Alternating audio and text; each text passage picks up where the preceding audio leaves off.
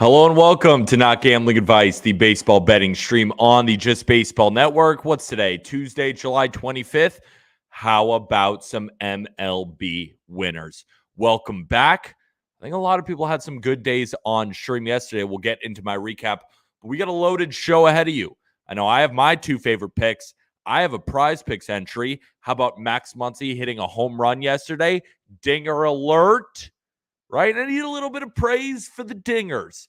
The dingers have been a little bit sharp, right?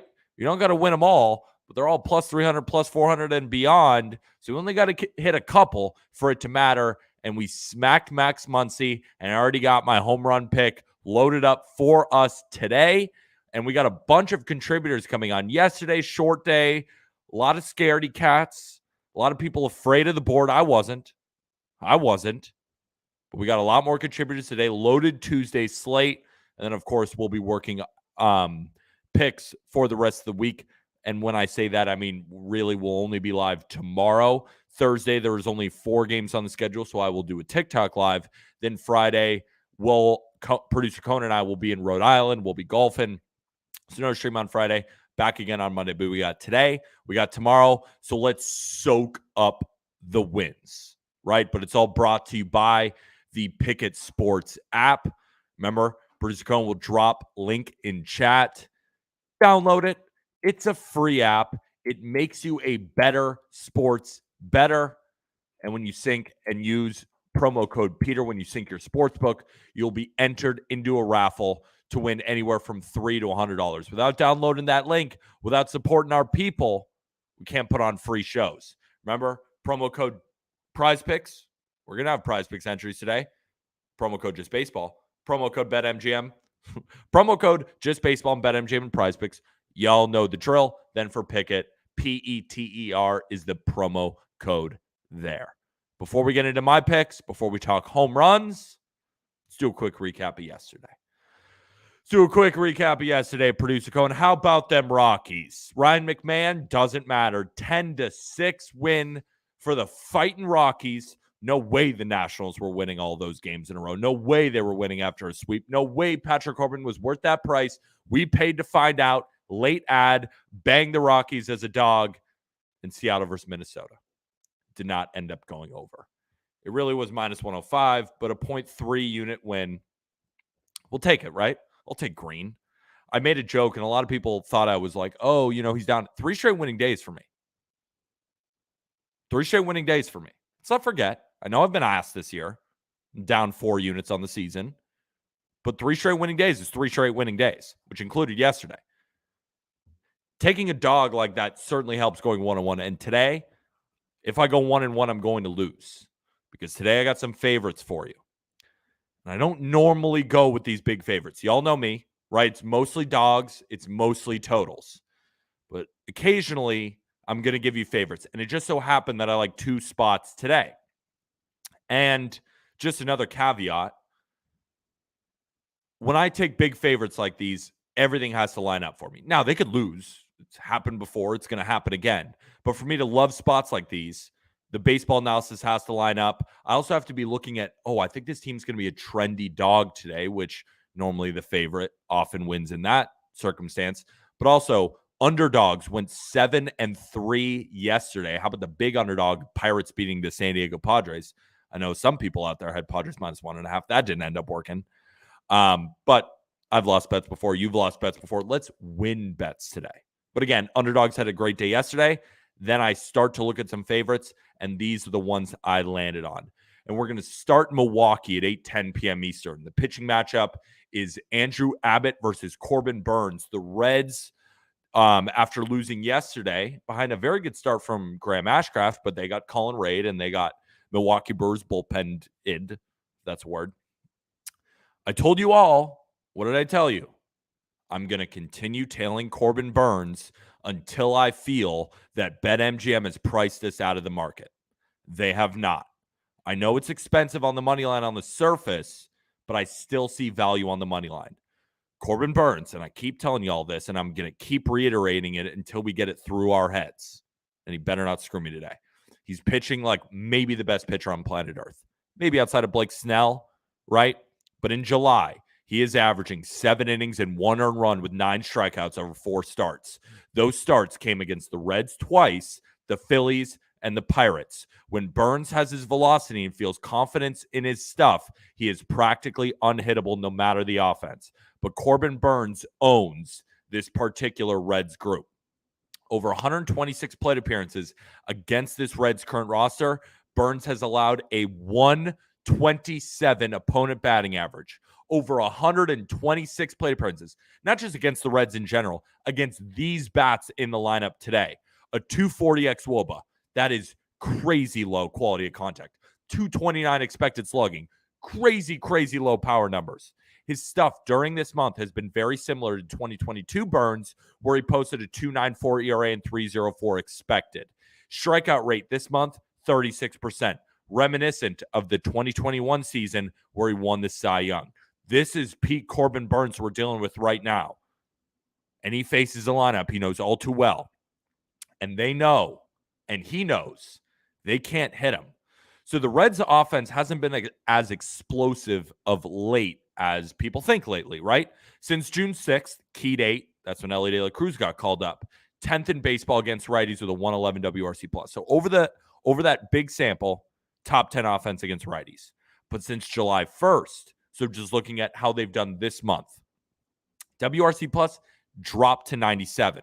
Every stat across the board, strikeout rate, walk rate, hard hit rate, everything you can find, lower than it was. They're currently playing, really right now, league average offense, going up against one of the best pitchers alive. Not only will the Reds offense get Corbin Burns for probably 6 to 7 innings, they're also going to get a very good Brewers bullpen. We have to respect the Brewers bullpen. If you go to BetMGM right now, Brewers are minus 175 to win the division. That's not a typo, right? They're only a game and a half up. The books believe the Brewers are a much better team, and they're at home with their best pitcher, with some of the best bullpen arms available today. Unfortunately, though, probably no Devin Williams, right? That's not that big of a deal right now with the Brewers bullpen. Joel Payamps, Elvis Paguero, Abner Uribe. Those three have been some of the best arms for the Brewers this season, except for Uribe, who just got called up, who's a 101-mile-an-hour sinker. Is freaking disgusting. So if we get 6 innings from Burns, then those 3, I feel really good about our spot. Let's talk about Andrew Abbott now, who has been fantastic in his early run with the Reds. But there's a few warning signs. For one, his Sierra skill interactive ERA, 4.37. Well, he's got a 2.21 ERA. That doesn't make a lot of sense. FIP 4.07. XFIP 4.62. Expected ERA 3.44. Every ERA estimator is telling us that his 2.10 ERA, I said 2.21, 2.10, not sustainable, especially horrid 22% ground ball rate. He's allowing a lot of balls in the air. Quality contact isn't great. Bound to regress at some point. And the argument is, well, Burns has been pitching so well. You're really going to tail him again? Abbott's coming off an 8-inning shutout of his own, where he only allowed 1 hit.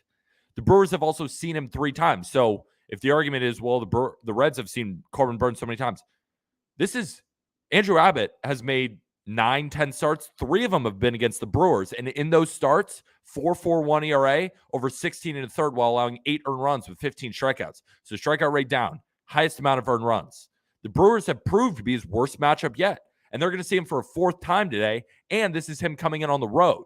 Since July, the Brewers have a 125 WRC plus against lefties. So they aren't this garbage offense against southpaws anymore. And a lot of that production has come against that man, Andrew Abbott, because they keep facing him. Even if we look at a larger sample, even since June 1st, they rank 11th in WRC plus against lefties.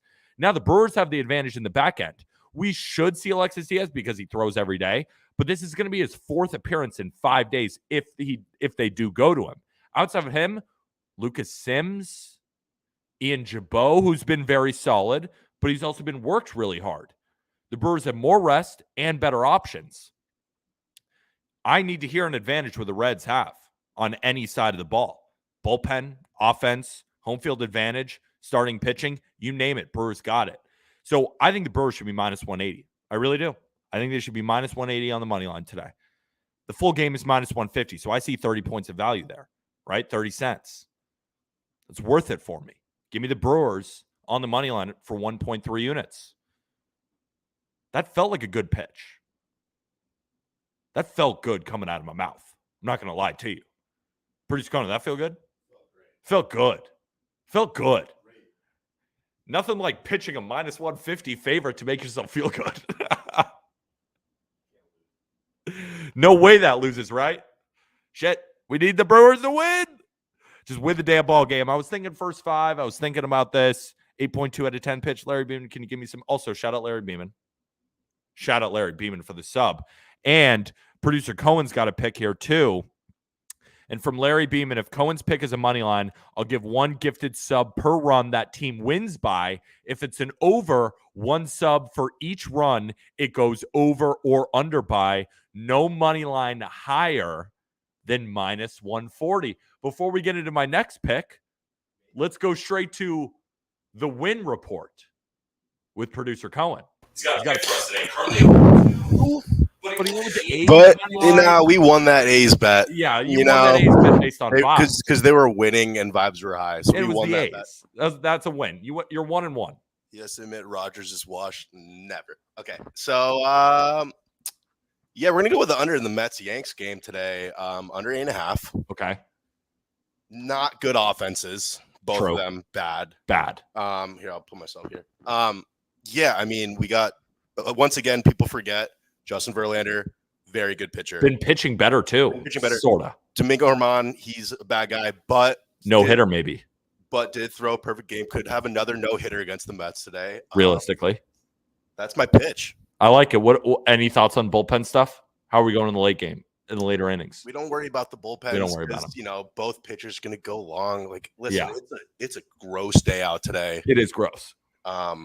I wouldn't want to hit today if I were on either team. Like, I would just be like, I got to play today. Fuck. Like, you know, so like, it's going to be not a lot of hitting.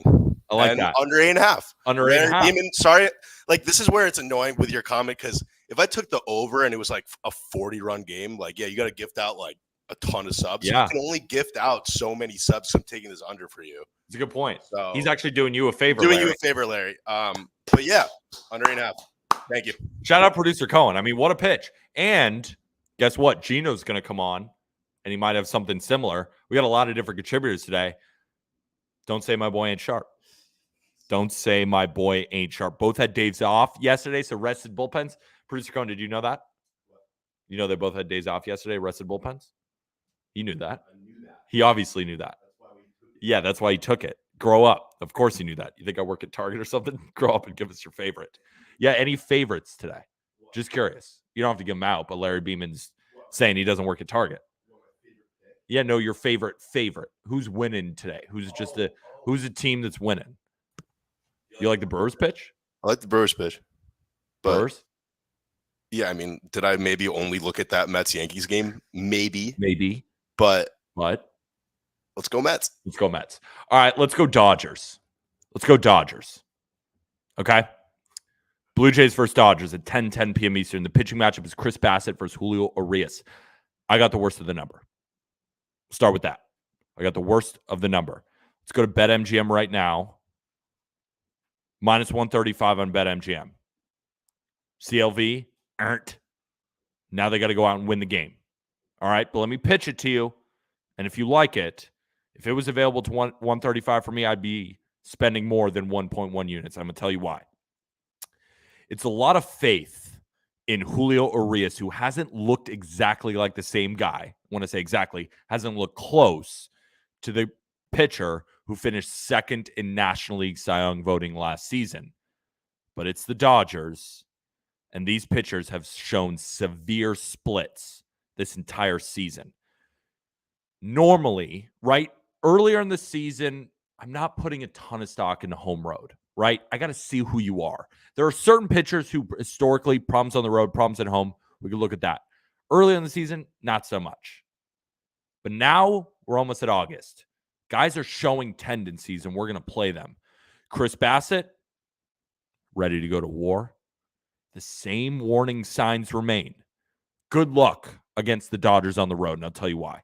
This season, 3.92 ERA, solid, 4.40 expected, 4.55 FIP, 4.37 xFIP, 4.36 Sierra. So what is he really? He's a low to mid 4s ERA guy who's just really dominated at home. Here's where the concerning splits come in.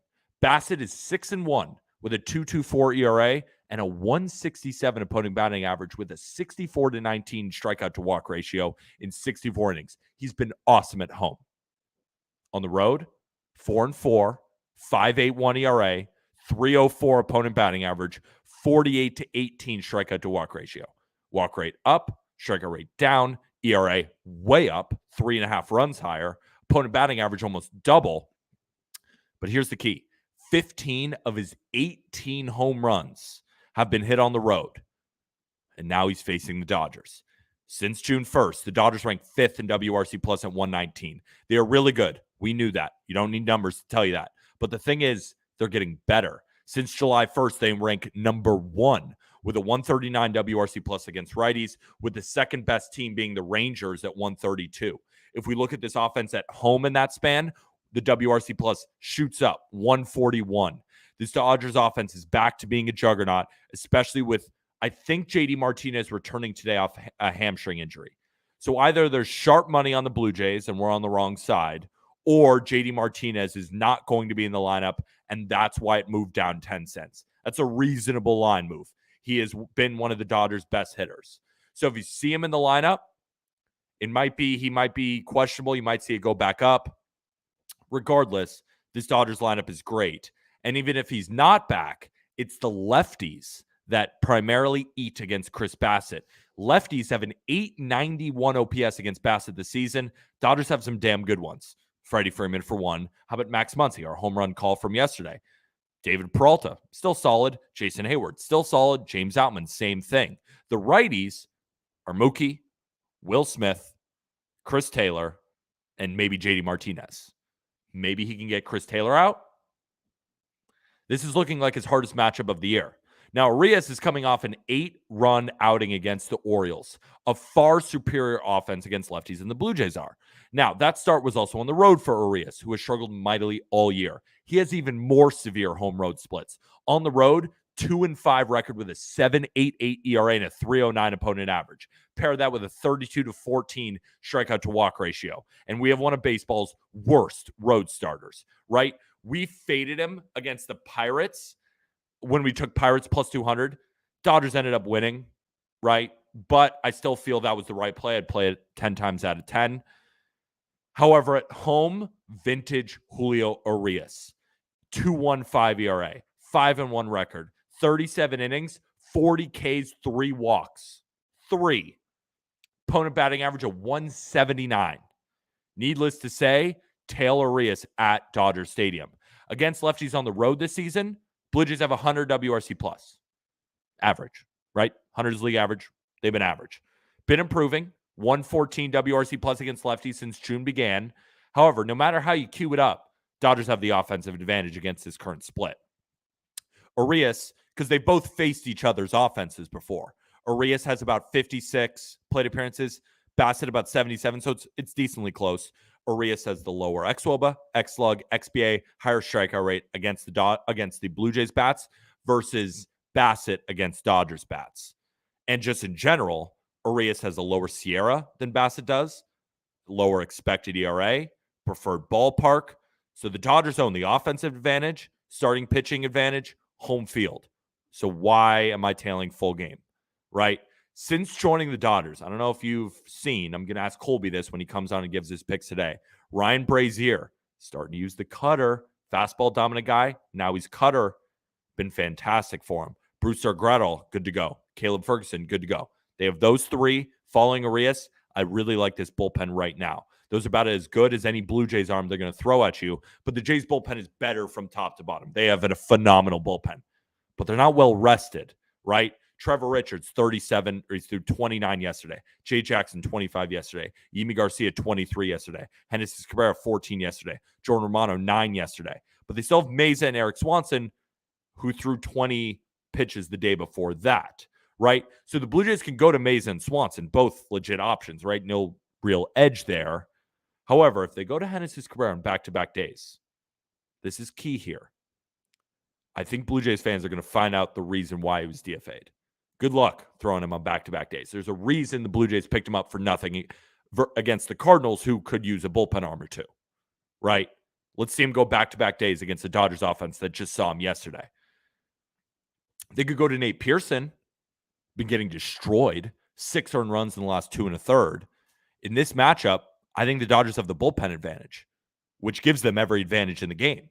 And I make their money line minus 165, right?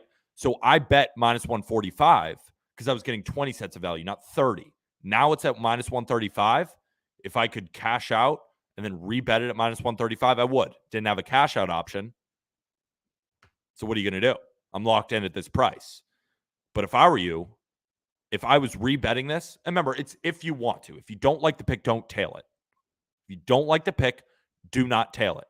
If you really like the pick, I would have put 1.3 units on the Dodgers at minus 135. That's what I would have done, right?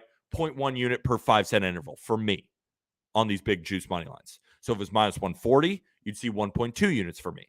Minus 145, 1.1.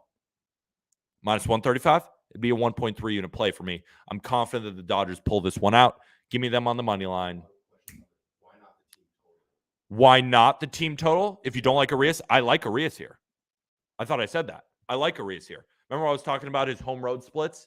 Tail Arias at home, 2.1 ERA at home, 40-3 strikeout to walk ratio. Blue Jays offense is around average against lefties. You could go with the Dodgers team total. You could do whatever you want.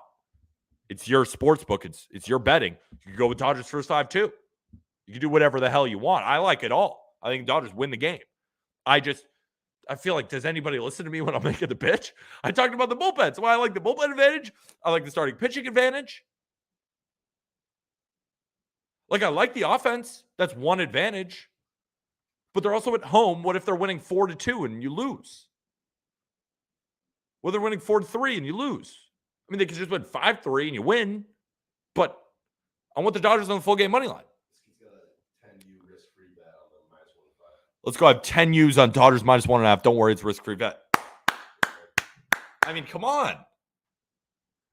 Come on. Nate Pearson got sent down a few days ago, by the way. Makes sense. Makes sense. He was getting destroyed, so they can't even go to him. Right? That's why I like the Dodgers through the full game money line. You could take them any way you want. Whatever you heard from what I was saying, if you like Dodgers team total, if you like Dodgers first 5, we got people pitching Dodgers first 5 in here. So however you want to play it, I'm just letting you know how I'm playing it. Must be free, I guess. Nothing's free in this fucking sport. Prize pick entry time. Similar to what I'm saying, right? I don't like Chris Bassett today at all, right? So maybe that's telling you Dodgers team total. Remember, do we remember? So what have been Chris Bassett's toughest matchups this year? On the road against the Rangers, on the road against the Rays. Do you know how he did in those starts? Do you know how he did in those starts? 11 earned runs in 12 innings. He got destroyed. Teams who are really good against righties with him on the road is not a good recipe for Bassett, especially with all the lefties in the lineup. Not a good recipe. So we're taking his under 25.5 fantasy, right? It's low. It's really low. But I think I think he gets shoved today. Andrew Abbott, less than 31.5 fantasy score. I just think it's a tough spot for a rookie to go in on the road facing a team that's seen you 3 times already. And that's hit him up before, right? He's never gone in his last 2 starts. So in his really good start against the Brewers, he allowed 2 runs over 6 innings with 3 Ks. He finished with 25 fantasy points. So he has to get the win. I don't think he's going to get the win. Even if he doesn't get the loss, let's say they're tied through 5 or he goes 6 innings, 2 runs, and Reds bullpen blows it, which I think is very possible. That's why I think the Brewers are alive the entire game. I don't think he's getting the 31.5 fantasy score. That's a pretty damn good score, right? And Corbin Burns' fantasy score, I wanted to tail him, but it's like 78 points, and I didn't really want to tail that. And then Arias, I'm just more confident in Dodgers hitting Bassett than Arias shoving. I think Arias pitches well, but I think it's just an overwhelming game for Bassett. I think he gets knocked out early. I think the Dodgers run away with this one. Let's do quick home run picks because I already got mine locked and loaded. You guys might hate it, but I want to go back to Muncie. Same matchup. right? It's the same thing. I want to go back to Muncie, but one name that's sticking out at me like a sore thumb. Ryan O'Hearn. Oh, you got to scroll up, producer Colin. You got to scroll up to number 4 against Taiwan Walker. All right, so I won't go Muncie twice in a row. My pick won't be Muncie twice in a row, but I do think he's going to hit a home run. My pick is Ryan O'Hearn. A lot of Mets on there. Yeah, a lot of Yankees too. 2+ home run sprinkle. My pick, Ryan O'Hearn against Taiwan Walker. Good weather conditions at Citizens Bank. Walker's got a little bit of a home run issue. Remember last time, what was the decider when we took Burns' first 5 against the Phillies? A Christian Yelich 3-run home run. I think Ryan O'Hearn does some damage today. Ryan O'Hearn, my home run pick. What are his odds on BetMGM right now? Let's do a little scroll down to the Vegan Orioles. Starting at 6:40 p.m. Eastern. Ryan O'Hearn, come on down. Where are you? Where are you? It's kind of funny. Where are you? Where are the home run? More. Game props? No. Where are you? Ryan O'Hearn, first plate appearance. Extra base hit plus 750. No, we're getting greedy there. We're getting real greedy. But I kind of maybe. All right, I'm looking at plus 430. Why not us? Alonzo Dewin was swinging it better last couple of games. Yeah, I bet. Pete Alonso. I bet. Who we got in queue? Mid-majors just dropped. JK, I'm blind. Holy shit. Mid-major. I think you're muted. How are you doing, brother? What's up, man? Arguably hottest guy on stream. Well, Jake Hazen had a great day yesterday, but you've been the most consistent hot better on stream. Well, I mean, given the hottest guy on stream, that's all right. We already all know that. I have made units, though, we'll say, betting-wise. But yeah, it's dog days of summer. It's heating up, huh? It's heating up. Yeah, Krabs is on my tail, too, so I got to stay ahead of that guy. You're 35 units ahead of Krabs. Wow. Let's get it to Krabs is, again, where are you? Goes down 39 units. Where are you? No idea.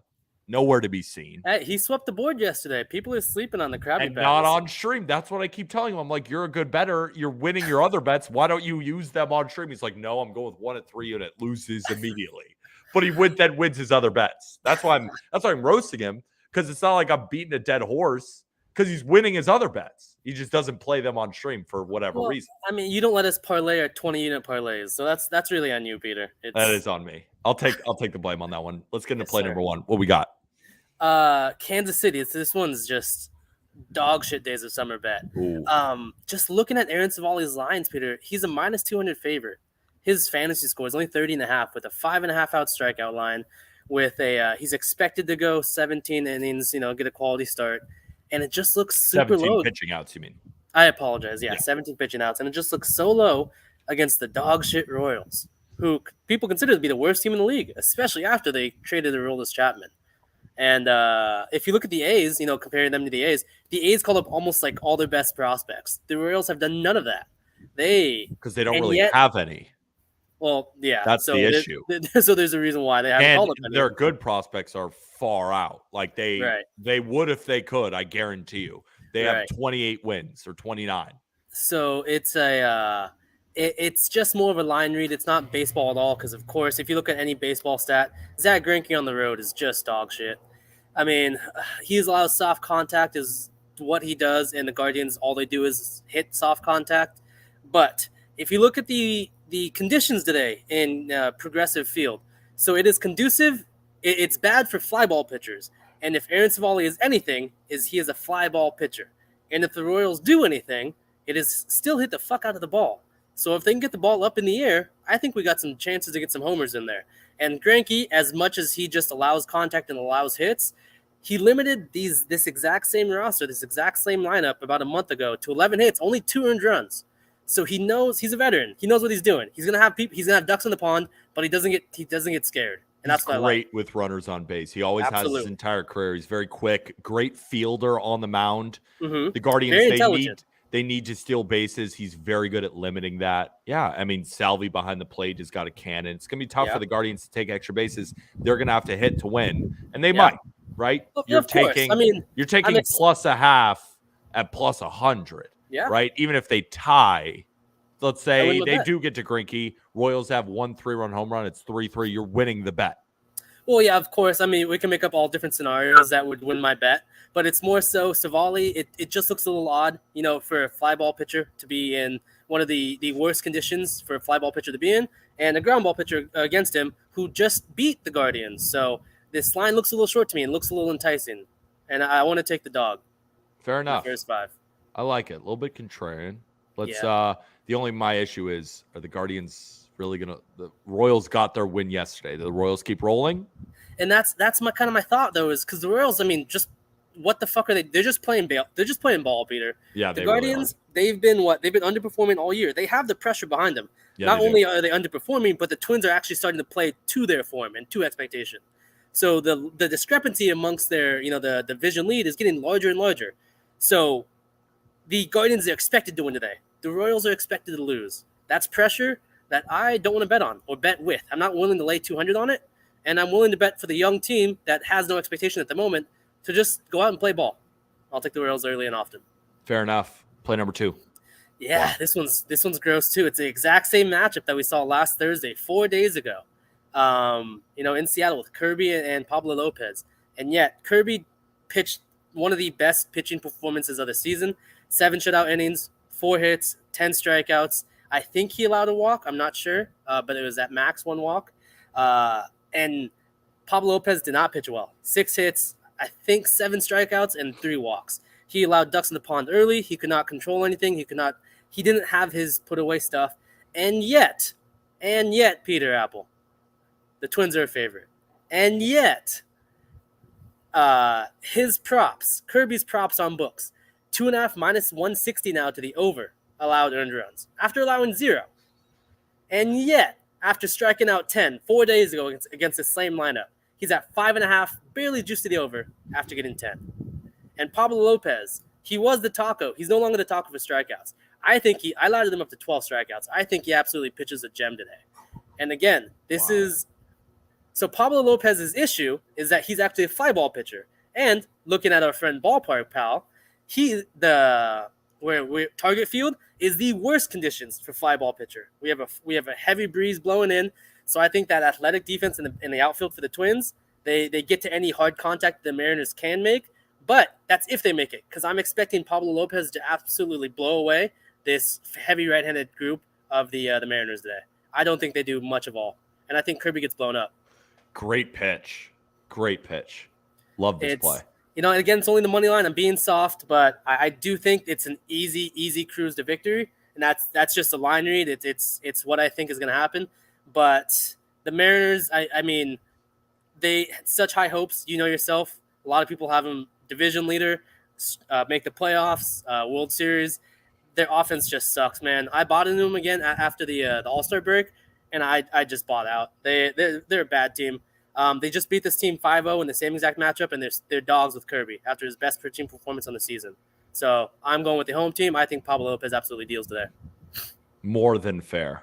Play number 3. I mean, I don't have much to add on it that you did. It's Chris Bassett's worst split is road against power lefties, and the Dodgers stacking lefties that have a lot of fuck ton of power. Again, sinkers, it's what Bassett throws. It's his best pitch. The Dodgers' best pitch to hit against is the sinker.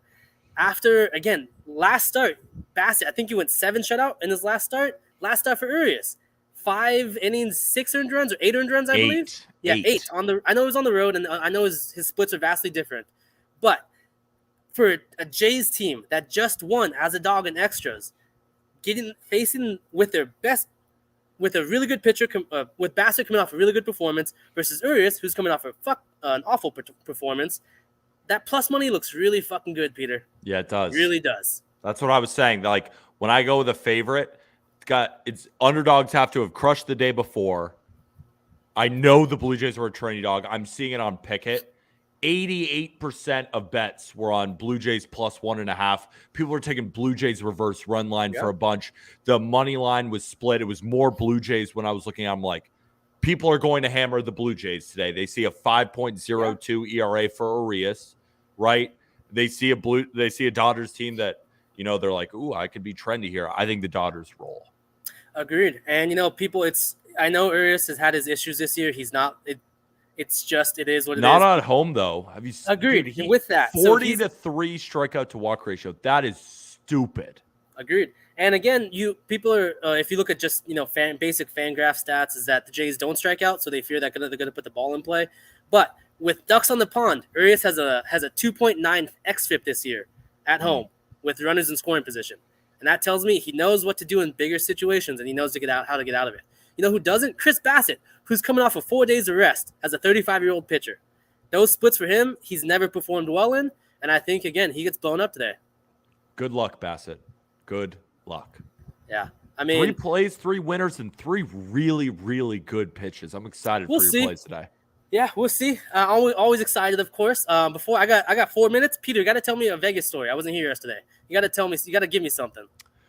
So I was talking about it. I've never been hotter on the tables. Okay. Never. And the only reason I'm blackjack. I really only play blackjack. But even you're hot when you go up in blackjack, and then you're up it's like you need a round number, right? So if you're up whatever 0.8 units is for anyone out there, I don't like to discuss specific dollar amounts. Sure. So being 0.8 units, you're like, fuck it, I'll just throw it on roulette. The 0.8 black, bang. And the other reason that doesn't happen to me. I have been going to the casino now for 4 years, ever since I was 21, and I've never had 2 straight instances being up in blackjack, and I'm 6-0 and hitting shit at roulette when I can't hit a baseball bet. So normally, baseball bet, bringing back in the money from the casino, right, that I lost, and then I win it back in baseball. This season, I've never been hotter on the tables. Can't win a baseball bet. Gambling, right? That's called life, brother. Yeah, it's life. That's just round and round we go. It's all about it's even flow. It's even flow. Just playing aggressive. Were you playing a 3-2 table or 6-5? 6-5, and I'm still going up.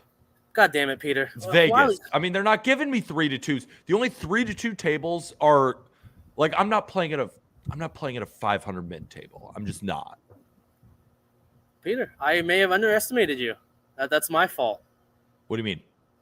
I thought you live in New York. There's this stigma about living in New York and what you guys can afford. Perhaps I was wrong. I'm not playing a 500 mid table. I'm just not. I can't play around that long. I'm being honest. 500 mid. In Vegas, those are the only 3-2 tables. Everything else is 6-5. I'm like, fuck it. I never get blackjack anyway. You playing the strip? Yeah. Yeah, the strip doesn't offer that shit for anything less than 100 minimum. That's what I'm saying. So I was like, I'll just play the 6-5. And I only got blackjack once. I never get blackjack. Never take even money. Never take even money. Never. Always double your 11s. Always. Even if they're showing a 10. That's what I learned. Even if they're showing an ace. That's how they fuck you. Yeah. Double 11s. It's because we change our betting strategy according to what they do. And that's how the house wins. Also, always hit soft 17. Why do they hit soft 17? Did you know you're actually supposed to hit your soft 18 against a 9 or a 10? Really? I didn't know that. Yeah. So just odds-wise, it's just, I don't know. I'm Asian. Gotta be aggressive. I know math. It's just something I was born with knowing. So. Hell yeah. Well, good to talk to you again. We'll link up on the blackjack table soon, and we'll win because I can't lose, which is what Vegas has to be right where they want me.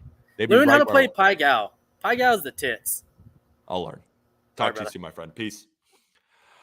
All right. Degen. Oh. He's coming on in 8 seconds. How's everybody else doing? Anyone been hitting the tables lately? Any cool stories in chat? Any bangers? Any bangers for the people? Is Degen pitching the risk-free Rays wager? We'll ask him about that. I don't know. Maybe put him on screen. Let's just see. Well, should be here shortly. Brewers, Doyers.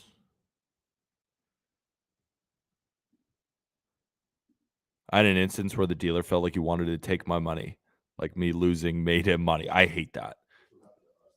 Yeah, I'm getting noise in my headphones. I hit a table last night, stubbed my toe, hurt like hell. His laptop just died. That's what it does appear to be. So he'll be on in a sec. What do we think about the Ryan O'Hearn pick? Did anyone cash Max Muncy home run yesterday? Peter, sorry, my laptop died. It's all right. We'll get you on back here on in a second. Oh yeah, let's do Ben's one play because Ben's having a kid, so we're giving him a pass. Whatever, kid.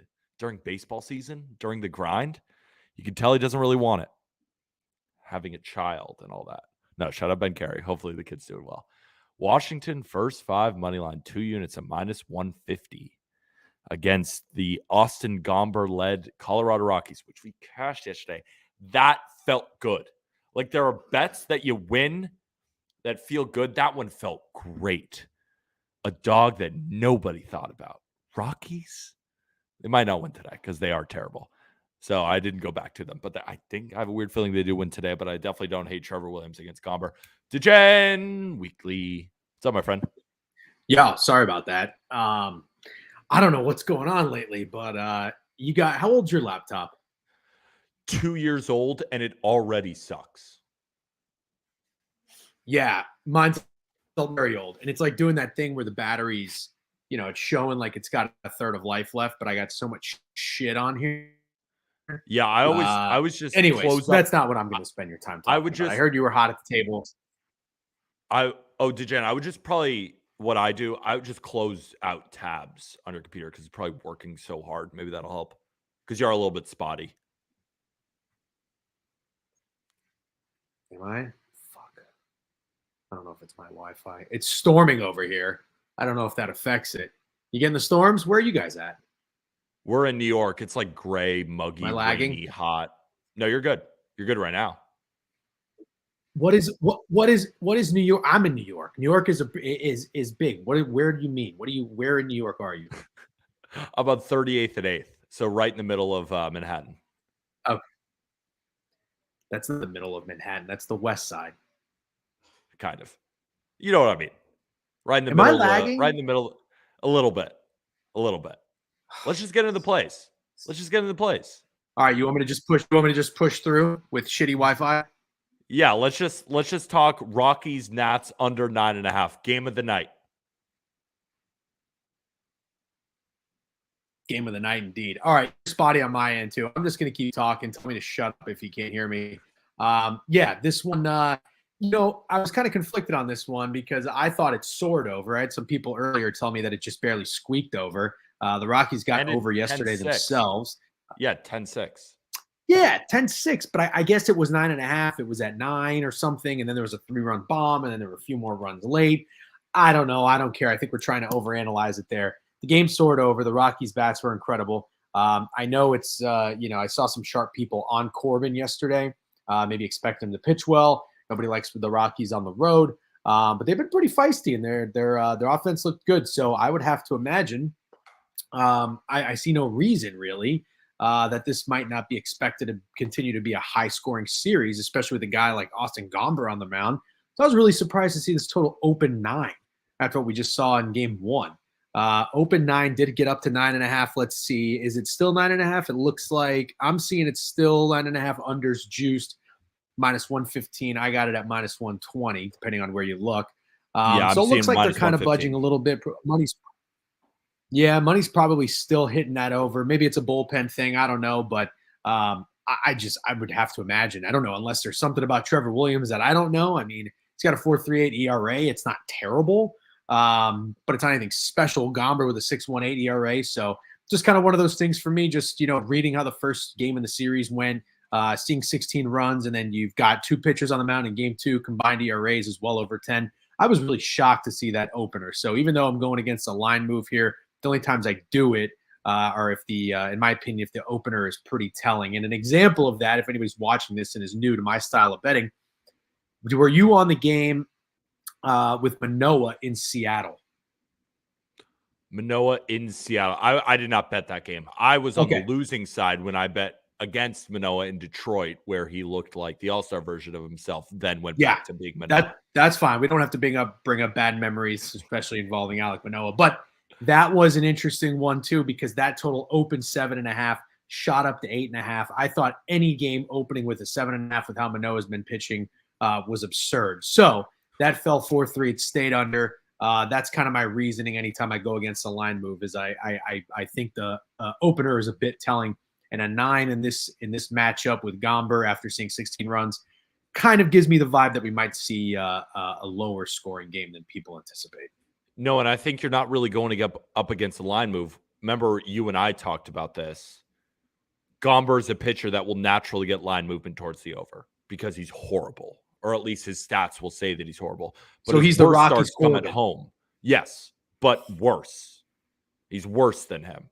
So it's like that's just natural money hitting the over. I bet everyone on earth is betting this over today. Yeah. And you're on the under, which I think is a good look. Cool. I dig it. How's the Wi-Fi? Terrible or decent? 6 out of 10. Oh, that's not good. That's not good. Better than a 5 out of 10. Way better than as long as you can hear me. You can hear me okay? That's good. So let's talk about why you're taking the over 7.5 after I lost the over 8 yesterday. Perfect. You just said it. That was my pitch. And again, it has nothing to do with you specifically. Smart people, it has sharp everything people. to do with me. It has everything. No. Yeah, it doesn't. It doesn't. Everybody got burned on that over. Well, I shouldn't say everybody, but I saw a good amount of people on that over. I was on the Mariners. That one sucked. Although at the end of the day, I didn't really have any business, even thinking that I had a chance. RIP mid-major Matt. He had the Mariners first 5. Castillo pitching a gem, then fucking 2-out triple. You don't see that every day in the bottom of 5th. Interesting game, about as textbook of a coin flip game, I think, as you can have in baseball. So I'm not really beating myself up with the Mariners other than I faded the BTL squad ride, which I don't really like to do. But that was a game where we saw a pitcher's duel. You got Kirby and Pablo going up. Why wouldn't anybody anticipate the same thing? Some people were just on the over yesterday, like yourself and many others that I saw got burned. Now I think we see some runs. I do think that, I keep referencing the behind the line guys, but they're obviously pretty smart baseball brains as well. I think they're backing the Twins again, and they like the Twins bats against Kirby. I'm totally fine with that. I do like Pablo Lopez. I'm not anti-Lopez at all. I don't really know enough about any of these guys in the Mariners rotation. I've seen Pablo Lopez in the flesh. Like, he's one of those guys where I wanted to be a big fan of. I didn't find myself fully buying in when he was on the Marlins. But he's been pretty good, and he's good. And I think your average person is I'm being a little contrarian with these overs or with these totals rather. Your average person is just going to assume it's going to be another low-scoring pitcher's duel, I would think. So what stood out to me, let me just make sure that this is still accurate. I see the total open 7.5. That juice was under -115, and then it's now 110 each way. Not a big move or anything like that, but what I think is significant is that the juice hasn't come down on the under, nor has the line moved at all. So I can't imagine, like I said, anybody is really hitting this over.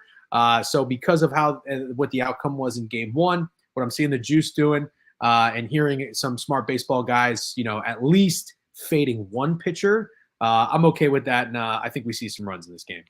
Yeah, I mean, that was mid-major Matt's pick, right? He took Twins first 5 money line. He thinks Pablo Lopez is going to shove, but he was like George Kirby threw a shutout against the Twins, and now he's 2.5 earned runs, juice -160, struck out 10. Now he's got a 5.5 strikeout line. So we think he's going to get hit up, and it's not like these bullpens have that much rest either. I think Pablo Lopez could shove and you still hit the over, right? It's a 7.5 total. You're not pitching a 9, right? If Pablo Lopez gives up 2 through 6 innings, George Kirby gives up 3 or 4 through 5 innings, you're at 6 runs. You need 2 more. So I like the pick. I do. And I wish I didn't play it yesterday. I wish I played it today. Well, in your reasoning, I actually heard your pitch. I forget if it was on Surgical Stream or if it was on here, but I was tuning in when I was in the car.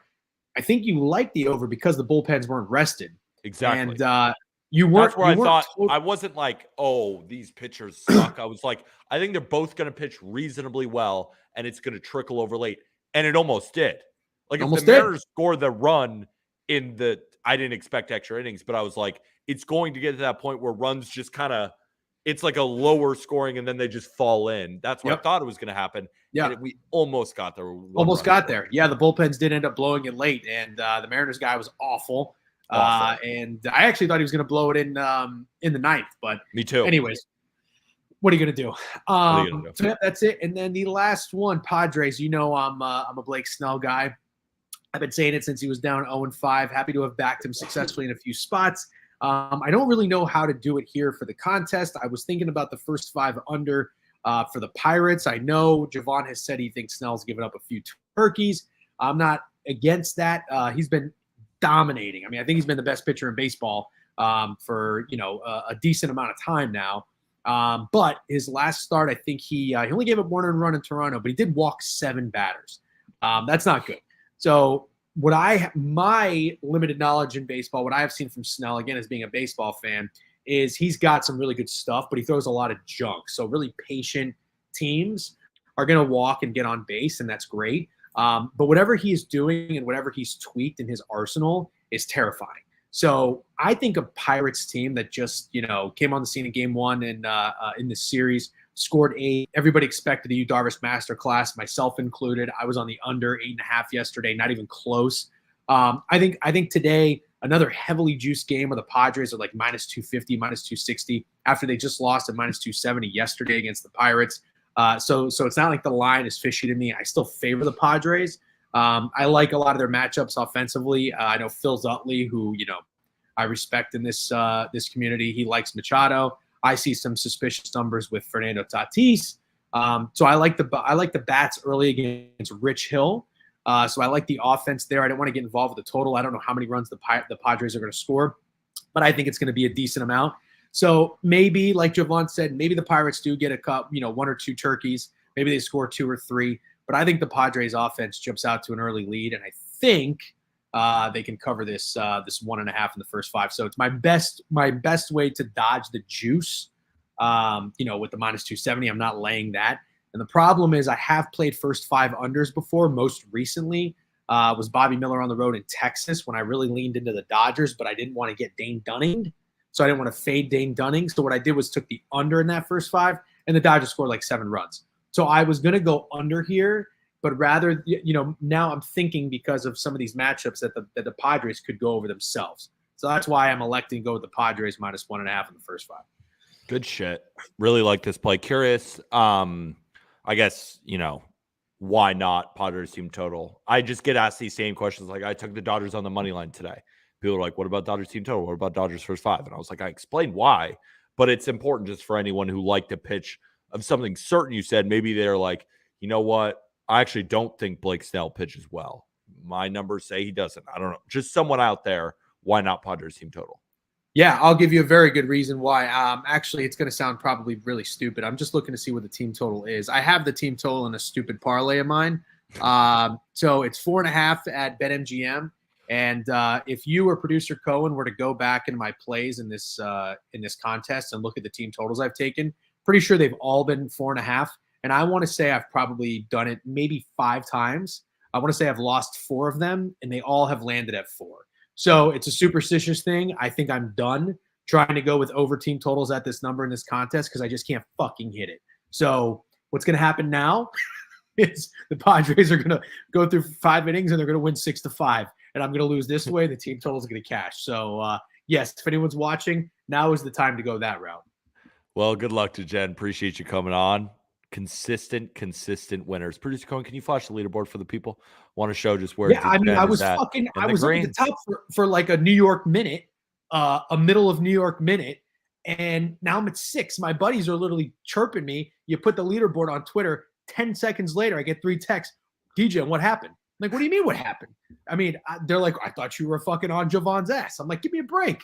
I don't know what he did. You're a couple units away. He went like the leaderboard one day. I think I went like 1-4 since we started doing this again. So it hasn't been great. Baseball's been kicking me in the nuts for the past week.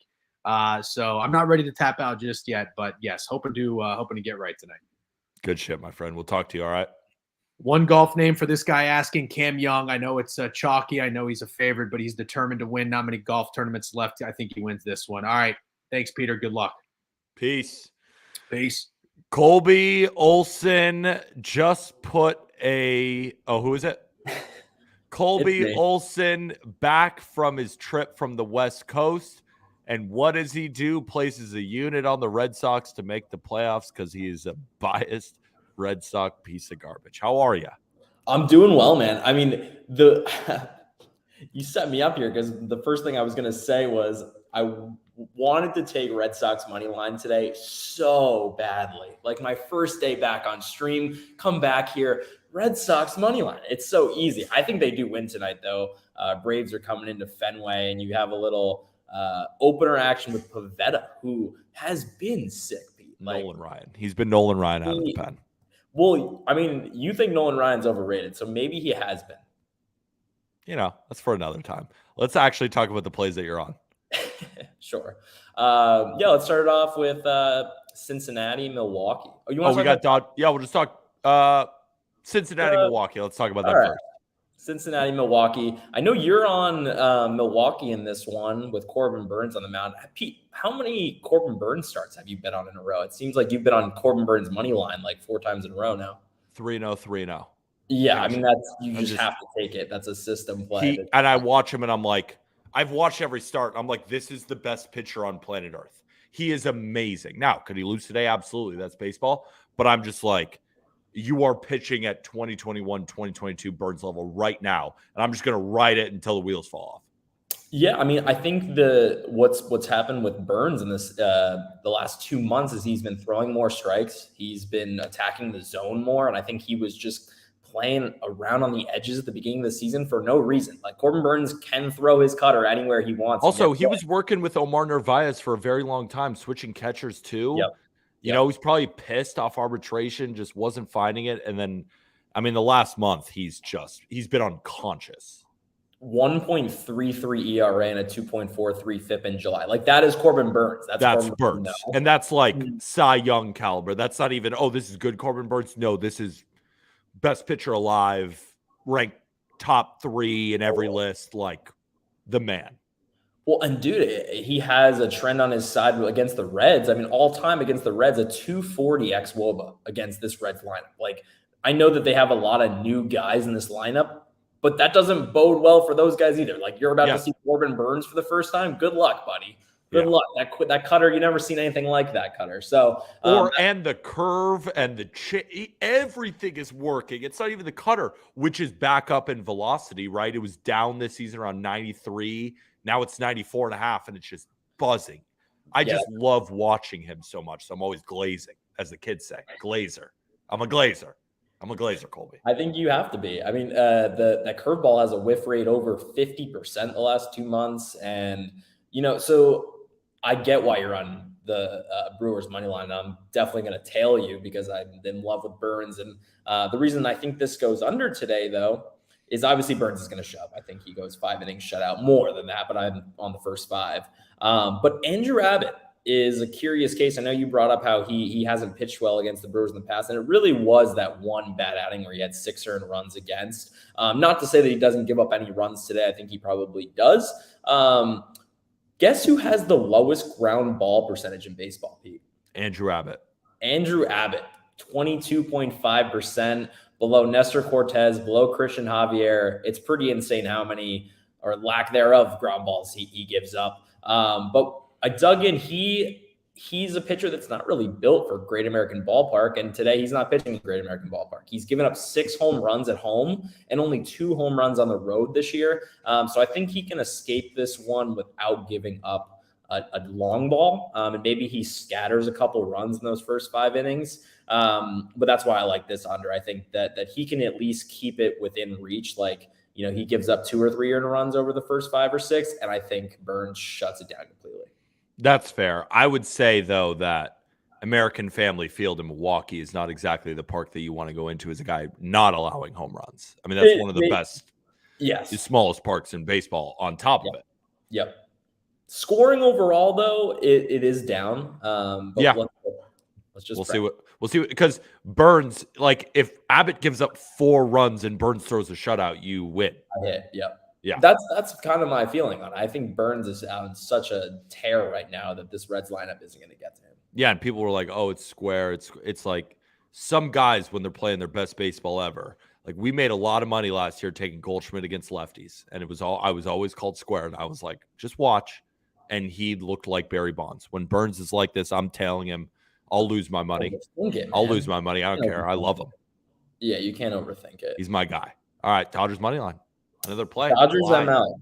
Love this play from you, Pete. Love this play from you. I mean, you've already talked about this a lot, so I'm not gonna like go too long here. And I know we're a little bit behind, but like the two main things here for me for why I'm taking this. Firstly, yes, Julio Urias has been kind of a shell of himself. Velocity's down a little bit. Has not been getting the whiffs that we expect from him. Getting hit hard, which is actually the weirdest thing for him because he consistently has had the lowest hard hit rate in baseball, like year over year. And that's what allows him to outperform fit metrics and all of that. But the Blue Jays have not been hitting lefties well. You can look at their WOBA against lefties the last 30 days. It's actually good. It's like 343. But their ex-WOBA against lefties over that span is only 303. So I think they've been getting a little lucky against lefties. And I think today that Urias can put in a good start against this Blue Jays lineup. Like, just for context, a 303 ex-WOBA over the last 30 days against lefties is bottom 10. So not good. And then the Dodgers offense has the highest ex-WOBA against right-handed pitching over the last 30 days and probably beyond that. Yeah. So I expect that the Dodgers to score a bunch of runs that even if Urias gives up 3 or 4 runs, I don't think it matters in this one. And then Ryan Brazier, I know you brought it up earlier, a 147 ex-WOBA on that cutter in July. And man, the Red Sox gave up on him, and all they needed to do was tell him to throw the cutter more. Like he took a cutter that he didn't throw, and now he's throwing it 40% of the time with a slider and has been unhittable and is now closing baseball games for the Dodgers. Unbelievable stuff. Yeah, if him, Ferguson, and Grout are all available, I'll take my chances. Yeah. Also, West Coast is the best coast pandemic. It is. Santa Barbara native over here, in and out enthusiast, in and out or die. Dodgers money line, West Coast, best coast. Let's see you sub. All right, let's move on to play number 3. Yep, last play of the day for me. I'm on this Cleveland Guardians Royals over. And this one really comes down to Zach Greinke, a.k.a. Adam Wainwright, against Cleveland, who has – the thing with Greinke is he's not going to strike anybody out, right? I think he's striking out 6 per 9 this season. And now he goes up against a Cleveland team that has a 16% strikeout rate over the last 14 days. Last time out against Cleveland, Greinke gave up 11 hits, walked 2. He gave up 2 earned runs. You're telling me he allowed 13 base runners. He gave up 2 earned runs. Like, if that happens again, then I guess I'll just chalk it up to the game. But I don't see that happening again. I think that Cleveland can jump all over Greinke here. So I expect Cleveland to do most of the legwork in this one. But also the Royals bullpen is absolutely horrendous. A 5.81 ERA in the last 14. Like, they've been horrendous. And now they don't have Chapman anymore either. So, like, there's not one arm in that bullpen that it can save them. But Aaron Savali is going for the Guardians today. And his 2.71 ERA is just not. He's going over 3 today. Like 4.66 Sierra. I know he has a 3.7 xERA, but even then, it's a run differential. No way. I think that Savali can pitch decent, but he still scatters 3 earned runs in this one. And the Guardians bullpen has been shaky lately. Good pitches, my friend. Good to have you back. Mustache is looking full, combined with a beard right now. Great shit. We'll talk to you soon. All right. 3 plays. Thank you, bro. Good luck. Good pitches. Pandemic. Thank you for subbing. No habit shout out. So the Santa Barbara char, sourdough bread, avocado, very good. It's not In-N-Out.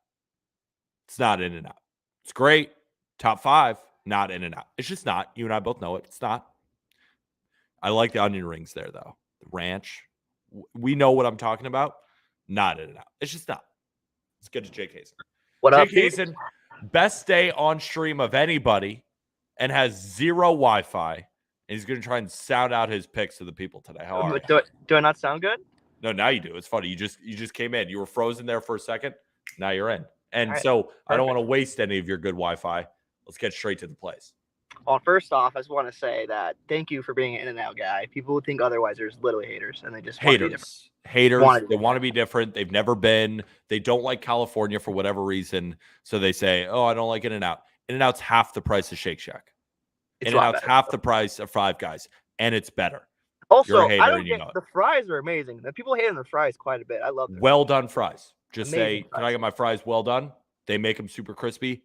They're dank. They're all honestly incredible fries. You did not just say dank, dude. How old are you? 20, I'm 25 years old. They're dank. I guess that's an age range where, yeah, dank was popular. Yep. I got about 5 more months of using that word, and then it's out. I mean, you should have stopped it in like 2018, but here we are in 23 using the word dank. All right. What's the first play, Producer Cohen? First play, Producer Cohen, is the Brewers money line. Welcome to the fucking show.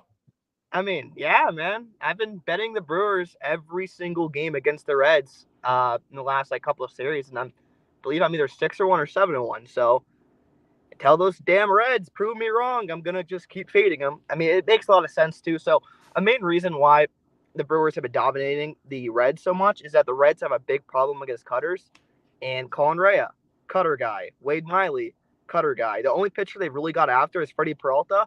And now we got the cutter guy coming up. He invented it. We got Corbin Burns. Mariano walks so Corbin Burns can run. Exactly. That's exactly, this is the cutter guy, the MLB. And I don't see any reason why. I agree. This is the third time they're seeing him, I believe. And granted, for usually pitch, third or fourth, but usually that's a big issue. But the way Corbin Burns is pitching, he could see him 10 straight days. I would not care. And it's not like Abbott has never seen the Brewers. This is his 4th start against the Brewers too. So it's really 4th start. 4th start. He has made 3 starts already. Well, I remember I faded him his last start in the exact same pitching matchup, and they got after him. A big reason for that: Abbott's FIP against lefties is elite, like a 1.82 FIP, 217 xFIP. Against righties is like a 5 FIP and a 5.7 xFIP. And I correct me if I'm wrong. I'm pretty sure the Brewers are throwing out 8 righties today, and that one lefty in the lineup's a pretty dang good lefty in Christian Yelich. Yeah. He's so back and so awesome. It's so great, and his expected stats are good too, which is nice. Oh yeah, he's back. I mean, he's Yelich. The stolen bases, when his back is healthy. He's great. It's great. So 8 righties, right? Yelich only lefty. Yelich lefty, Contreras righty, Adames righty, Monasterio righty, Weimer righty, Miller righty, Caratini I love righty, Weimer in the 5 spot too. Perkins righty, and Jahmai Jones righty. 8 righties. There it is. 8 righties against guy has a 5.7 xFIP against righties. Good luck. I mean, good luck. That's what I'm saying. And the thing with this Reds bullpen too, they had a nice little month-and-a-half stretch being a top 10 bullpen, but last 30 days, the majority of the season, they ranked bottom 5 in almost every bullpen category. And last 30 days, Reds dead last in FIP and xFIP in their bullpen. Brewers, on the other hand, number 1 in both those stats. Unreal.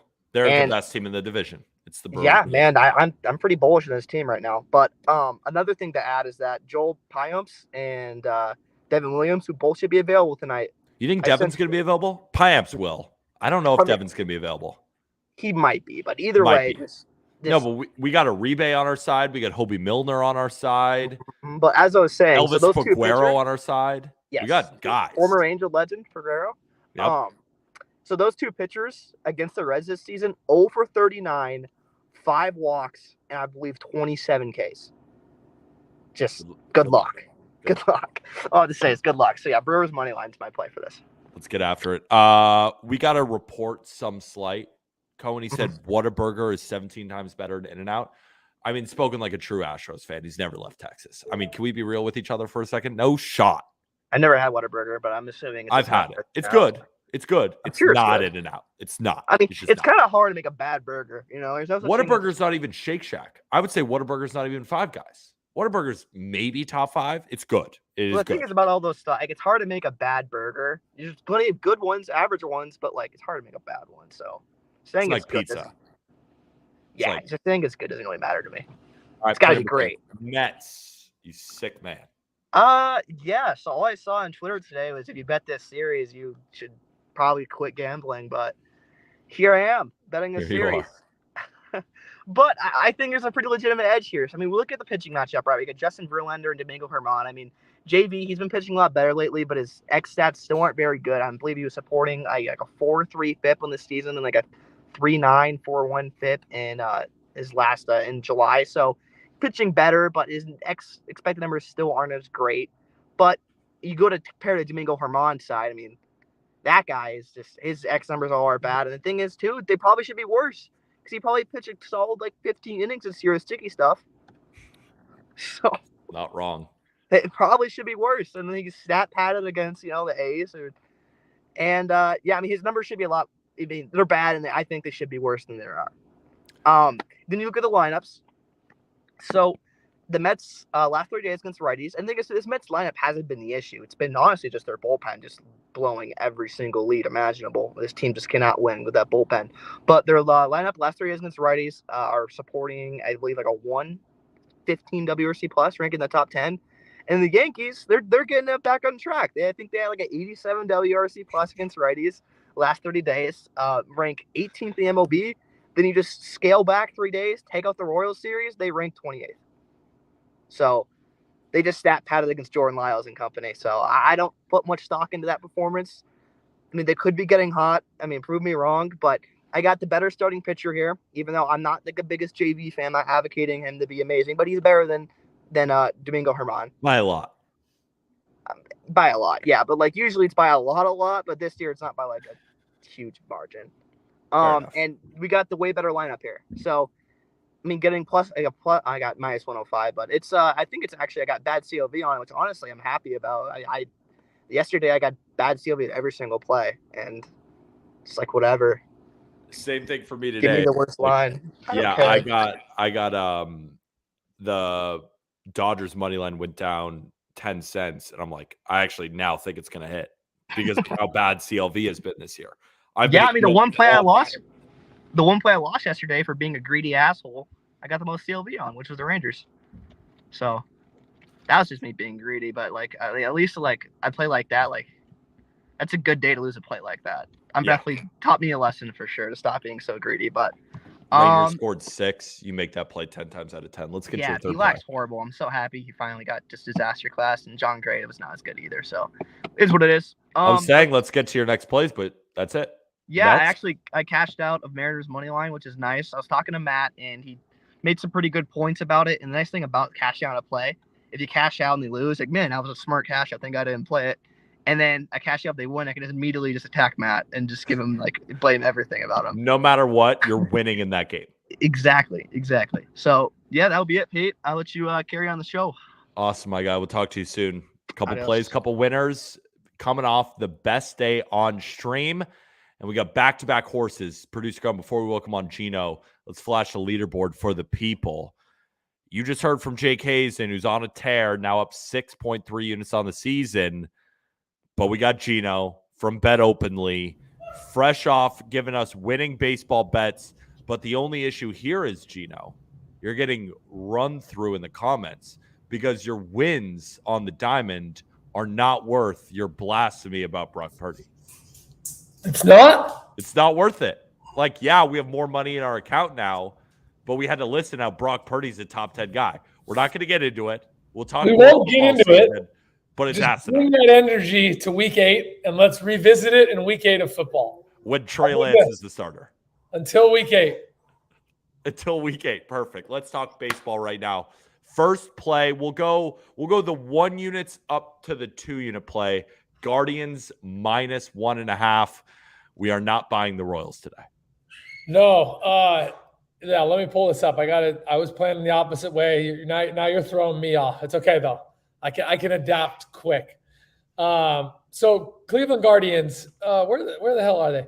So I am not pretty much ever going to give out a money line over 200. That's just where I don't see it.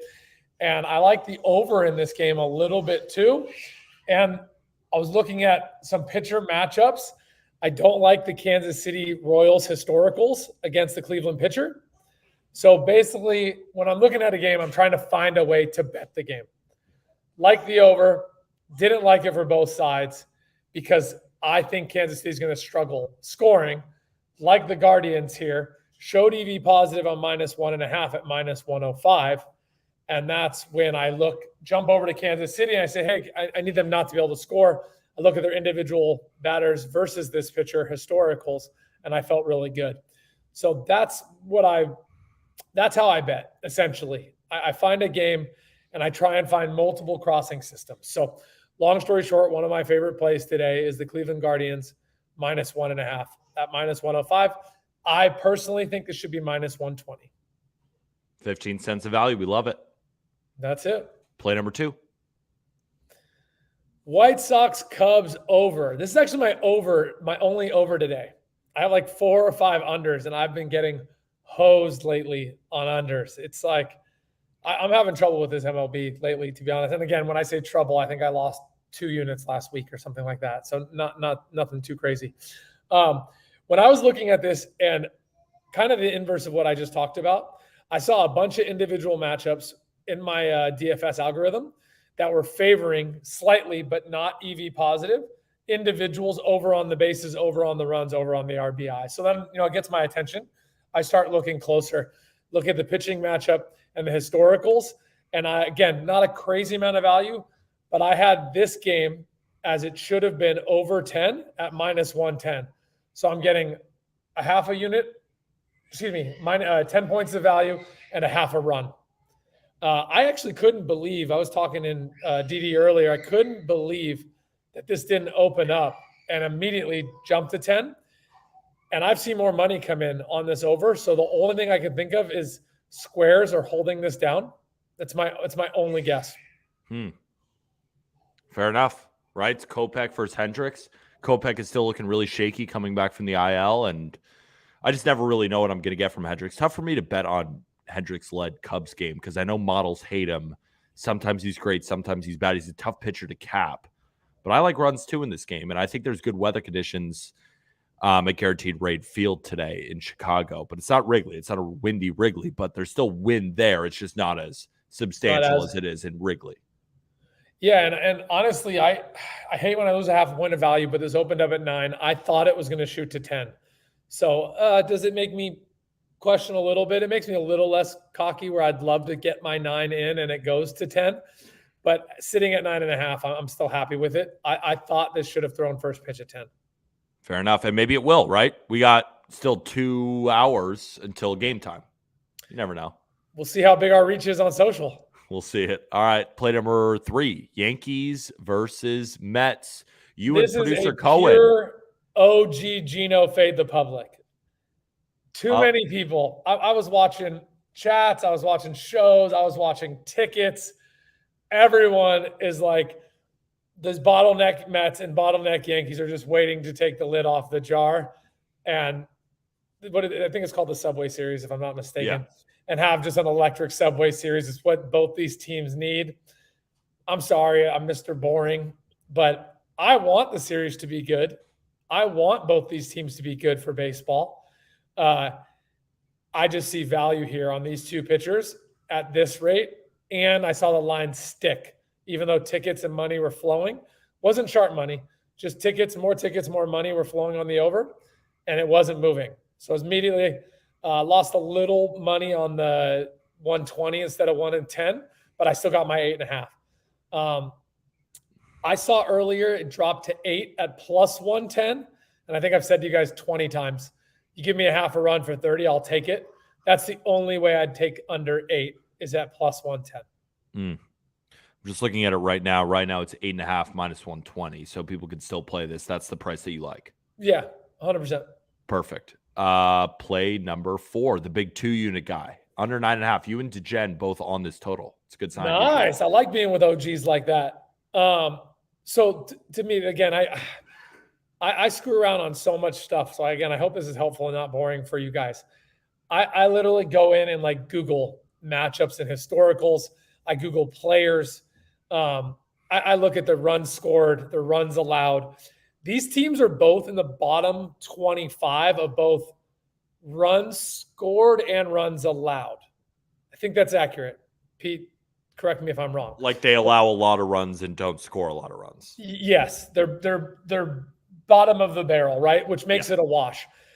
And when I saw 9.5, I was like, wait, this is wrong. These teams don't score a lot, and they don't.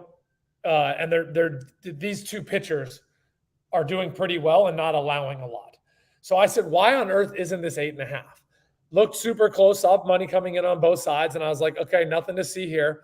Got a little closer on like the individual stars, like the guys that score the RBIs. Looked at historicals against the benches, the bullpens versus starting pitchers. Everything I saw favored a nice little 4-3, 5-3 game. So when I don't actually think the true line should be 8. But when I see everything pointing to 4-3, 5-3, I look at individual matchups. I look at the money kind of balancing out. Nothing lost, no value lost. That's when you'll see me jump from a half unit to 1 unit to 2 units. And then I looked at the algorithm, had this projecting at the highest 8.5, depending on a couple different variables. I'll usually run it a couple times to see if the numbers are wrong. And for the day, guys, and I'll end with this. This is the only game that I'm getting a full run of value, no matter what system I looked at. 1 run in baseball is astronomical. I'm only losing 5% of juice at that 1 run. Go back to my original statement. If a run in baseball is worth anywhere from 45 to 60, a lot of value. And that's when it jumps from 1 unit to 2 units. From big whale balls, everyone in Book It is on this over. Makes me feel even better. So I love those guys, and I mean this with the utmost respect. A lot of times there's something to be said about when it stands out the wrong way to the public. And I hope that's helpful. No, that is helpful. And yeah, we love the guys that Book It over there. I don't even know who he means. I don't think that's Javon Krebs. I don't know. Respect to the Book It guys out there. We love them. But Gino, 4 plays, 4 winners. Keep it rolling. You want to go 3 for 4, and you Let's go want 4 for 4. Let's go 4 for 4. Be at the top. Javon's not even here. He can't even defend his name. He's This soft. is good. I'm going to show up when he's not here. And Good. I'm going to be here tomorrow, too. I'll probably be in the studio, though. But actually, shout out Javon because he does have Dodgers team total over 4.5, which I would love for my Dodgers money line pick. Any because sometimes I'll text you kind of after the fact just to see where your model comes out. Anything on Dodgers Brewers today? Think they're true lines? Anything like that? Which one is it? I took Dodgers money line. I took Brewers money line today. I had Brewers as a lean. I had the Dodgers show up nowhere, but the Brewers were a lean. So you didn't have like Blue Jays show up. You just didn't have anything. No. Do you know Blue Jays are probably the team I bet the least this year. I actually look at that a lot. I look at who I bet the least. I'm not finding a lot of value on them. The most value I found on them is when they go to the West Coast. People just hating on them. They haven't been a great team in paying for themselves at home. They're a team that I haven't lost a lot of money on. Probably lost the most money on the Rockies this year. But I just haven't been betting them a lot. I don't find them a lot in situations. They're pitchers, that have cost me some money coming up and down and stuff. I don't know. They're a team I'm reading. If I had to compare them, last year they're the Atlanta Falcons to me. Where I love the Falcons this year. And I bid them a couple of times last year, and I just wasn't reading it right. So I will, I hear the Degen guys say, like, who's on timeout or who do I not bet anymore? I actually get mad at myself, not the team, when I'm on the wrong side like that. So they're a team that I just don't have a good read on. I agree. The team that I have bet the least this year, and maybe that's changed. I got to talk to my guy, Henry. I think the San Francisco Giants, I'm rarely on or against. Yep. The only time I really fade them is I don't think Anthony Desclafani is any good. So, I've faded him a couple times and been successful. But, the only time I've taken the Giants is, a system in Colorado or fading Desclafani. I don't really ever find myself on or against them that much. That'd be, I think, the team that I bet the least. I'd have to check the numbers. But, Gino, continue to bring the heat, my friend. We'll talk to you hopefully tomorrow because we, again, not on stream Thursday or Friday. So, hopefully we see you tomorrow. 100%. And I'll end with one little DFS play for you to put in your prize picks pool. Yeah. For the first time in about 2 weeks, I like Ohtani under 1.5 on bases. Wow. I've been hammering him with him for a long time. When it's 1.5, usually the line won't move, but Pete, I appreciate you pulling it up. Just tell me if it's still on the board. So he only has an 8-hitter fantasy score. So basically that includes runs, RBI. So if he goes 1 for 4 with a double and that scores the run and he scores a run, I mean, that would go over bases. But you know what I'm saying? It's just like a cumulative 8 points. Yeah, I see him either blanking today or only having one hit. So I like him under on bases. It was more expensive to take him under on singles. So I just took the one with lesser juice, even though they're kind of correlated, hoping I don't get screwed by a double. But yeah, the matchup, the historicals, everything with him against that individual pitcher, that was and that bullpen. That was one if you guys wanted a Prize Picks DFS.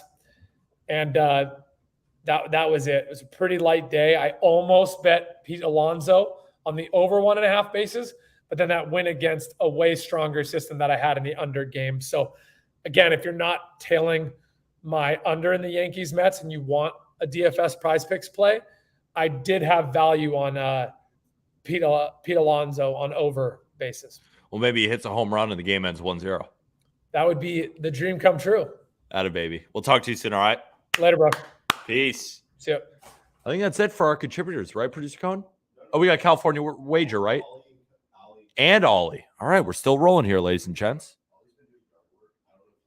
Ollie's been doing yard work. Let's just pull up his screen. Let's see what he's got.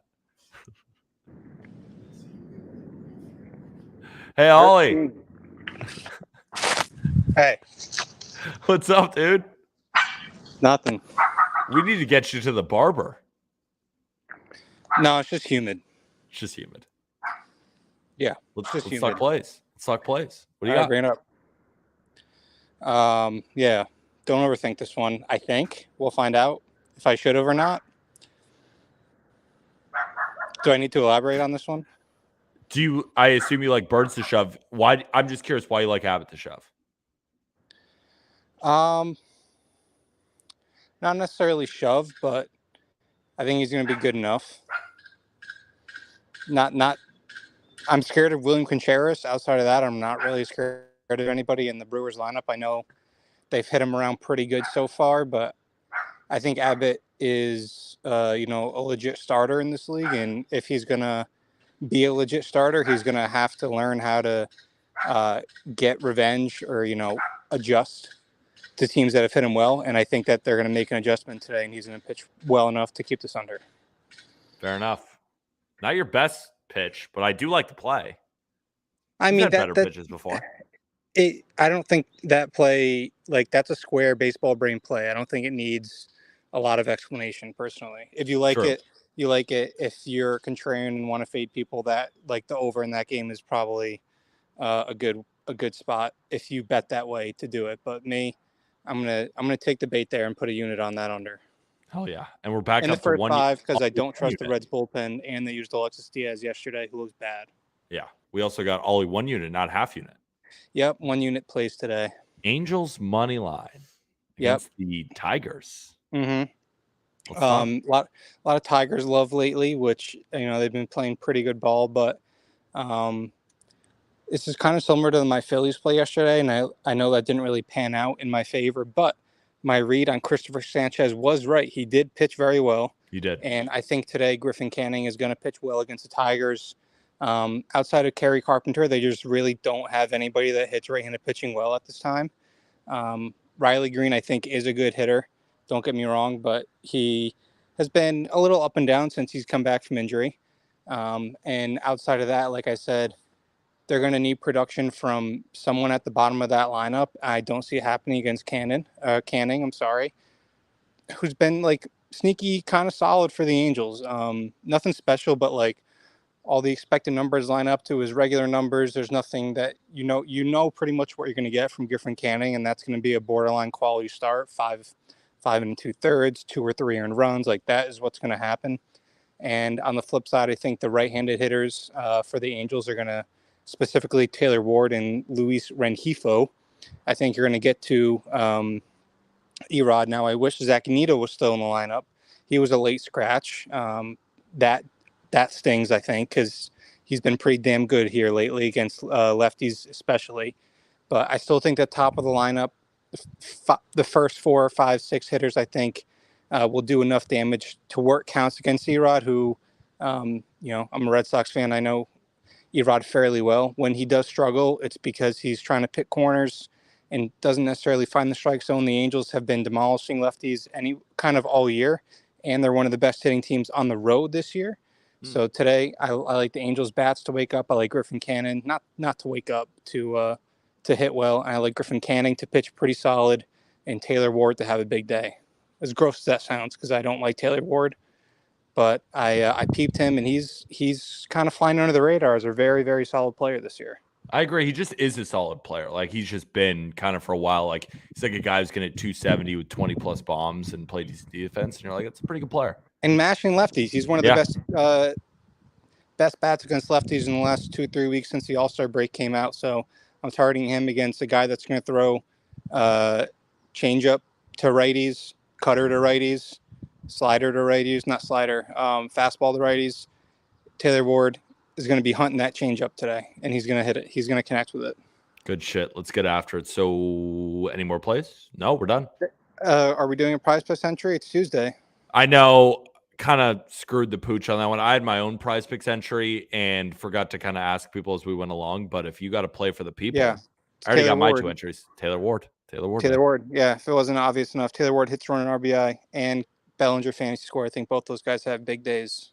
So people in chat are saying, comparing you to Bob Ross, but then on top of it saying, if you go 0-3, you got to shave your beard. Yes or no? I mean, I gave out 0-3. I can't go 0-3. So that's well, if Taylor Ward has a bad day, shave the whole beard. Shave the whole beard. Yes, or you can say no.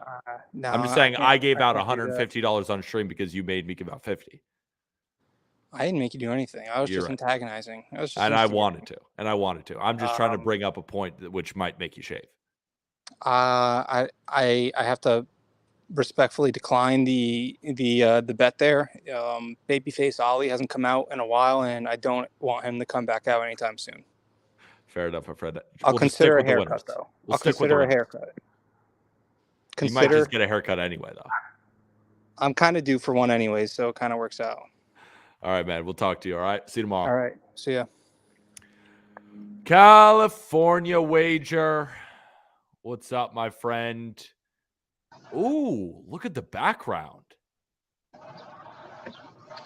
Where are you at right now? I'm at my beach house over on the coast, Monterey coast. I love that. We got to get some winners. Someone's got to pay rent. Right. Someone's got to pay rent. Let's get into play number one. What we got, producer, going? We're going the first game. We're going first game of the day. We're going to the Tigers. Immediate switch. Just had Ollie pitch an Angels. Let's hear the Tigers pitch. Yeah, I mean, I like what I said. To me, this is as much of a visual as anything. I really liked what I saw last week playing the Giants. I just enjoy what I'm seeing from this team as a whole. Like what they're doing overall with the bullpen, and I like the starting pitching matchup. I think that at the low enough price point, I think that Detroit is a good pick today. Good shit. Yeah, this game is a tough one for me. I'm not exactly sure who's going to win. What I do know is that when you guys submitted, it was minus 125 for the Tigers, plus 105 for the Angels. Now on BetMGM with 36 minutes to go till game time, minus 130 for the Tigers, plus 110 for the Angels. So you got a 5-cent adjustment on your side. Let's go to play number 2. Yeah, play number 2. All about Corbin Burns. Taking the Brewers today. Burns 9-5 of the 3-4-9. And the Reds have been good, but I expected some regression. I think we're starting to get some. We saw how they really struggled out of the gate after the break. And you're going to get some of that. They have a lot of youth. Look who is, they're some of their best players are still pretty young guys, and these are long seasons. And I do like that matchup today. Abbott's obviously pitched pretty well this year, but I like Burns at home. I like Milwaukee. I think they're able to do have a pretty nice second half push, and I think a lot of it relies on how Burns does. Good shit. I like it, obviously, because I'm on it. We're aligned here. Let's hope so. A lot of Brewers, Reds first 5 unders. Yeah. I know you and I are on the Brewers. Jake Hazen's on the Brewers. Let's go to play number 3. Yeah, third play, and it was kind of a lean. I wasn't sure this morning when it was still sitting, but ends up being Merrill Kelly that's going to go tonight. Comes back from his rehab, and he'll go against Matz, who's 1-7. Obviously I liked getting the D-backs at a good number early. And yeah, I mean, I like him at home. I've been on the D-backs a lot this year, so I think this is another really good spot for him. I think Kelly coming back, you wonder how long he will go, but I do think that is a great starting pitching advantage. And Arizona at home has been pretty good. Hell yeah. D-backs ML. I really didn't even look at this game. Kelly versus Mats. It's an interesting game.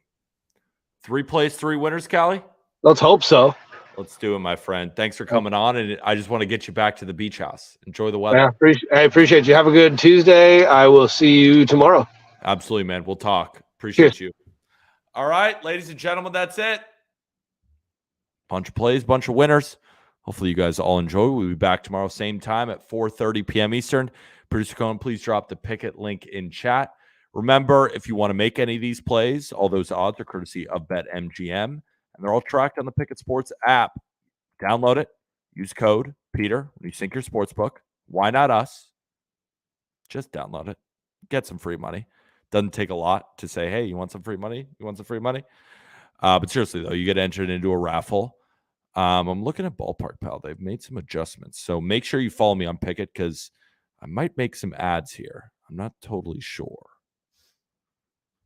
But one play I am looking at, the Braves Red Sox game.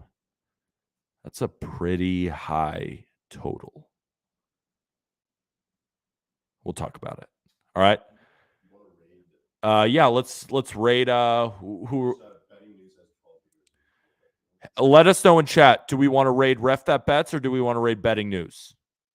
Or anybody else? Give us any ideas. Let us know. No shot. Is anybody letting us know? Come on. Help us out. Or else we just won't raid anyone. Ref?